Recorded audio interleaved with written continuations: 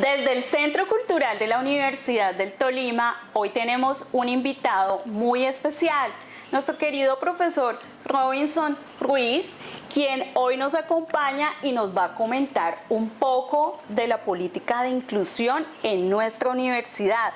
Bienvenido, profe, gracias por estar aquí. Bien, muchas gracias, muy buenas tardes, gracias por la invitación, que para mí es muy importante compartir todos estos procesos a nivel de inclusión y de educación inclusiva, no solamente desde la Universidad del Tolima, sino desde la sociedad. O sea, lo que se quiere con la política de inclusión es generar la importancia de una cultura inclusiva.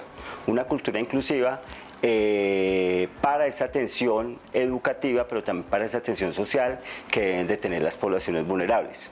Aquí hay que hacer una diferenciación que siempre me gusta hacerla, que está relacionada con la inclusión y con la educación inclusiva, ¿sí? La política se llama política de inclusión y diversidad. O sea, cuando hablamos de inclusión, hablamos de un enfoque y de un movimiento que se da a nivel mundial para un reconocimiento de derechos de personas que se les había vulnerado ese derecho, que no se les había reconocido, y que son personas que han estado en una continua lucha para ese fortalecimiento de derechos. Entonces ahí hablamos de la inclusión como un movimiento a nivel social que se da más o menos desde los 60, 70 en Colombia. A nivel del 2000 se viene generando ese proceso. Y la educación inclusiva ya tiene que ver con la atención educativa en la escuela como tal, llámese escuela básica, primaria, secundaria, media y educación superior.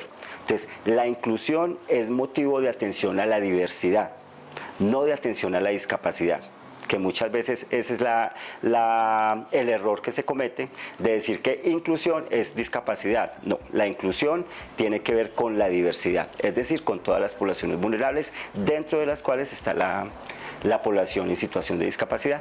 Profe, ¿qué actividades se generan a través de todo este proceso tan importante y política de inclusión?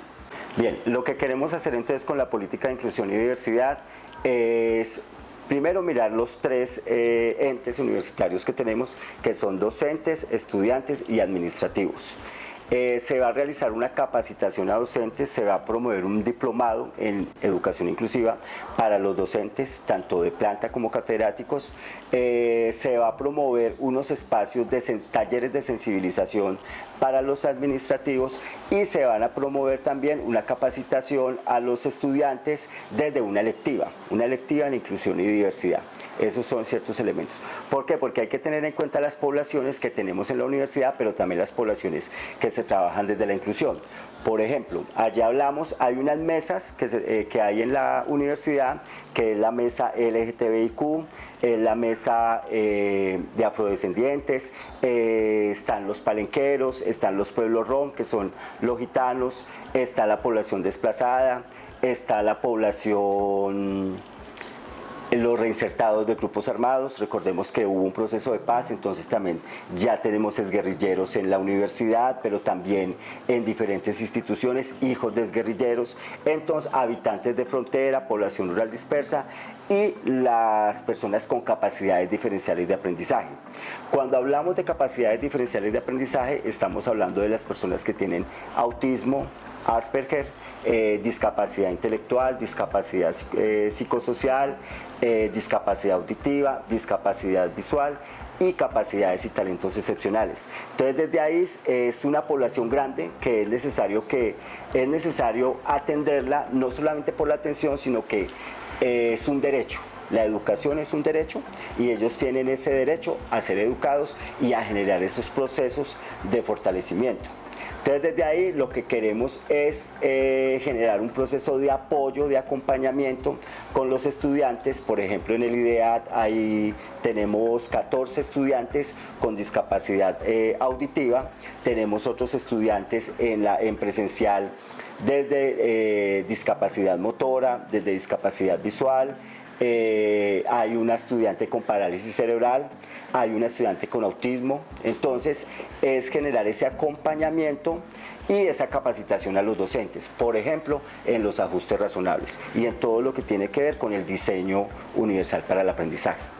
Profe, cuéntenos cómo es el proceso de ingreso para estas personas interesadas en acceder a la Universidad del Tolima. Cuando los estudiantes ingresan, pues ellos llenan un formulario y allí en el formulario van a encontrar que deben de colocar, por ejemplo, a qué población pertenecen y también, por ejemplo, el tipo de discapacidad que ellos presentan. Entonces, desde ahí ellos pueden ir a la Vicerrectoría de Desarrollo Humano y allí ya se les brinda todo el acompañamiento para que si desean participar, y también es una invitación para que participen en estas mesas. Muchas gracias, profe Robinson, por acompañarnos en este espacio y pues por ilustrarnos sobre todo este proceso tan importante y significativo en nuestra universidad, la universidad de ustedes, Universidad del Tolima. No, a ti muchas gracias por el espacio y recordar la importancia de generar una cultura inclusiva, generar procesos inclusivos al interior de la universidad y también con la sociedad.